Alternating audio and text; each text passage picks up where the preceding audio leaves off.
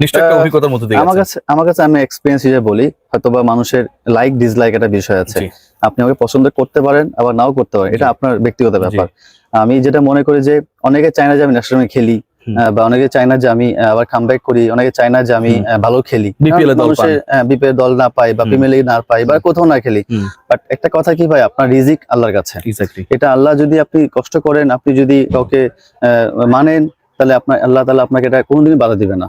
So আমি সবসময় believe করি আল্লাহর উপরে, আমি আল্লাহর উপর ছেড়ে দিছি যে তুমি যা প্ল্যান করছো, তুমি যেটা মনে করছো আমি অবশ্যই করবো।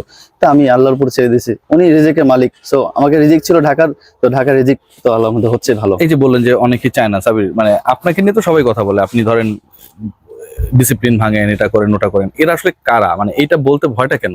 কারণ দিন শেষে তো এরা আপনার বন্ধু না, এবং এরা যখনই সুযোগ পাবে আবারও ধরেন আপনাকে খেলতে যেন না পারেন, সেটা যেই পর্যায়ে হোক সেই কাজটাই করবে, যেহেতু চায়ের আড্ডার সেই পাবলিকটা আপনি না। এরা আসলে কারা বলতে বা নামটা বলতে আসলে সমস্যাটা কোথায়? না এরা তো এমন না যে নাম বলে দিলে আপনার ভালো চাওয়া শুরু করবে। না আসলে নাম না, আসলে 18 কোটি মানুষের মধ্যে আপনি 50% মানুষ লাইক করবে, 50% লাইক করবেন, এটা 50% এর বেশি মানুষ সাব্বিরকে লাইক করে। মানুষ হচ্ছে, বিষয়টা হচ্ছে এখন আপনার সামনে একটা আপনার হেড, আপনার পিছনে টেল।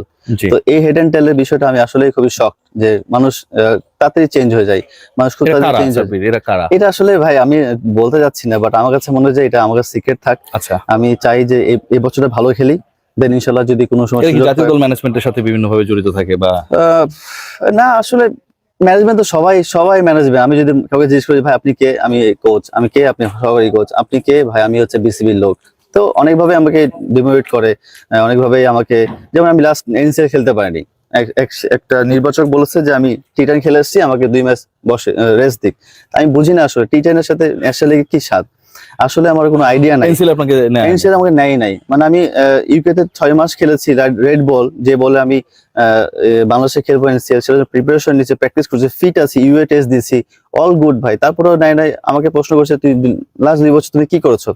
ভাই লাস্ট 2 বছরে কেউই পারফর্ম করে না রাজশাহী। যদি কেউ করতাম আমরা চ্যাম্পিয়ন হইতাম, আমার 6 নাম্বার হইতাম না। বাট এট দ্য সেম টাইমে লাস্ট 2 বছরে ভাই আমি আর সাব্বির হোসেন রান করছি রাজশাহী ডিভিশনে। আপনি দেখতে পারেন গুগলে, সাব্বির রহমান আর সাব্বির হোসেন লাস্ট 2 বছরে পারফর্ম করেছে। তারপরে কেন নেন আমি জানি না, হয়তো যে বললাম যে আমার এখানে একটা ফ্রেন্ড আছে, খেলতে হবে, আমার একটা ছেলে আছে খেলতে হবে, আমার এখানে ক্যাম্পে প্লেয়ার আছে খেলতে হবে, এইভাবে হয়তো বা সাব্বিরকে হয়ে গেছে ডেফিনেটলি। আমার কাছে মনে হয় যে এটা হওয়া উচিত না। ট্যালেন্ট কখনোই বৃথা যায় না যদি সে কষ্ট করে। তো আমি কষ্ট করছি ভাই, বিপিএল চান্স পেয়েছি, ভালো খেলছে আলহামদুলিল্লাহ। এখন পর্যন্ত দোয়া করবেন যেন আমি শেষ করতে পারবো। শেষ পর্যায়ে সাব্বির 33 বলে 82, 9টা ছক্কা, শুরুতেই বলছিলাম 3টা 4 ছক্কা মারতে আপনি পছন্দ করেন। আমাদের প্রিয় তামিম ইকবাল বলেছেন যে বাউন্ডারি গুলো ছোট, কিন্তু সাব্বিরের আসলে ছক্কা গুলো হচ্ছে গ্যালারি আছে ওদিকে চলে যায়। সাব্বির আর কয়টা বল পেলে আসলে আপনি সেঞ্চুরিটা করে ফেলতে পারতেন? ওই সময় তো খেলতেছিলেন, মানে এই ব্যাপারটা আমার খুব জানতে ইচ্ছা করে। ওই সময় যে পরিস্থিতি ছিল আমার কাছে মনে হয় 3টা বল পেলে 3টাই মারতে পারতাম। এটা হয়তো বা 35 বলের মধ্যে সেঞ্চুরি হয়ে যেত। এটা আমার কনফিডেন্স ছিল যে আমি 3টা বল যদি পাইতাম হয়তো বলারও ভালো বল করতে পারতো, বাট 7-8টা বল পেলে হয়তো আমি 3টা, মানে বিফোর 40 বলস আপনি সেঞ্চুরি করতে পারতেন। মানে ওই সময় যে টাইমিংটা হচ্ছে, যে সময় আমি ওই সময় যে কনফিডেন্স ছিল ভাই, মনে হচ্ছে না যে মিস করে ফেলেছেন? মানে আরেকটু আগে নামলে অন্যরকম হতে পারতো। বাট আমার কাছে মনে হচ্ছে আমার এটা সেকেন্ড ম্যাচ, আমি নিজেকে একটু সময় দিয়েছি, 12টা বল খেলেছি, নিজেকে শুরুর দিকে একটু কম। আমার কাছে ক্রিজে মনে হচ্ছে this is my last match, আমাকে এটা যদি ভালো না করতে পারি হয়তো বা আমাকে নেক্সট ম্যাচে নাও দেখতে পারি। বাট আমার কাছে মনে হচ্ছে যে আমি চিন্তা করছি ভাই, এটা আমি যদি এখান থেকে না বেরোতে পারি তাহলে আমার আর ক্যারিয়ার হওয়ার দরকার নেই, ক্রিকেট প্লেয়ার হওয়ার দরকার। আমি যে কনফিডেন্স ছিলাম লঙ্কা টি10 থেকে 3টা ম্যাচ খেলেনি, তারপরে এসে যে কামব্যাক করেছে, এটা পরে আল্লাহর gift. Thank you so much Sabbir Rahman.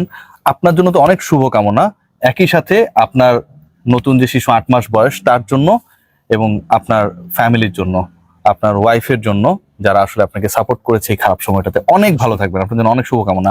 আপনি কিন্তু বাংলাদেশের মানুষ প্রচন্ড ভালোবাসে। থ্যাংক ইউ, প্রতিদান দিতে হবে। ভালো থাকবেন Sabbir, take care. Thank you.